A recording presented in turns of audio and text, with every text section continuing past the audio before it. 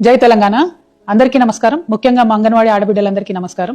రాష్ట్ర ప్రభుత్వం ఏదైతే ఒక నిర్ణయం తీసుకొని అంగన్వాడీ సెంటర్ల మీద స్థానికంగా ఉండేటటువంటి రాజకీయ నాయకులు, వాళ్ళ సర్పంచులు కావచ్చు, వార్డు మెంబర్లు కావచ్చు, వాళ్ళ జోక్యం ఉంటుంది అని చెప్పి ప్రకటించడం అనేది చాలా తప్పని చెప్పి నేను మనస్ఫూర్తిగా నమ్ముతా ఉన్నాను. ఎందుకంటే anganwadi already women and child welfare కింద వస్తుంది. ఐసిడిఎస్ అధికారులు కూడా పర్యవేక్షణ నిమిత్తం వస్తూ ఉంటారు. మరి మన ఎంప్లాయీస్ని మనము నమ్మి ఎంప్లాయీ ఫ్రెండ్లీ గవర్నమెంట్గా ఉంటే ప్రజలకు మంచి సేవను ఈ ఉద్యోగులు అందియగలుగుతారు.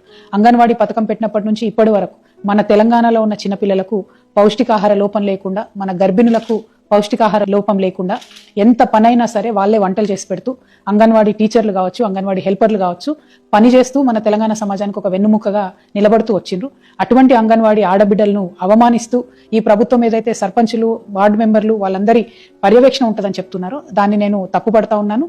ఖచ్చితంగా ప్రభుత్వం ఈ నిర్ణయం వెనక్కి తీసుకోవాలి. ఆల్రెడీ అంగన్వాడీ టీచర్లుగా ఉన్నటువంటి వాళ్ళు ఒక 4 రిజిస్టర్లు, 4 అప్లికేషన్లు మెయింటైన్ చేసే పరిస్థితి ఉన్నది. వాళ్ళకే ఇంకా కొంత హెల్ప్ని ఇవ్వాలి తప్పితే పైనుండి ఇంకా ప్రెజర్ పెంచే విధంగా పనిచేయడం కరెక్ట్ కాదు.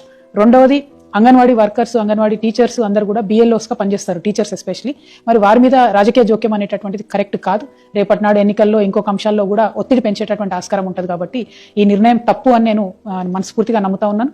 ఎట్ ద సేమ్ టైం ముఖ్యమంత్రి గారు నిన్న సభలో మాట్లాడుతూ ఆశాలది, అంగన్వాడీలది జీతాలు ఆపి మేము సంక్షేమ పథకాలకు ఇస్తున్నామని చెప్తున్నారు. ఇది కూడా అన్యాయం.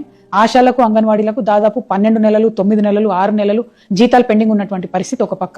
జీతాలు మీ ప్రభుత్వం వచ్చిన తర్వాత పెంచుతాము, కనీస గౌరవ వేతనం ఇస్తామని చెప్పి పెంచకపోవడం ఇంకొక అన్యాయం. 18,000 చేస్తానని మీరు మేనిఫెస్టోలో పెట్టిండ్రు, దానికోసం ఇంతవరకు మాట్లాడతలేరు. అవి పోగా మీరు సంక్షేమ పథకాల కోసం వీళ్ళ జీతాలు ఆపుతున్నామని చెప్తున్నారు.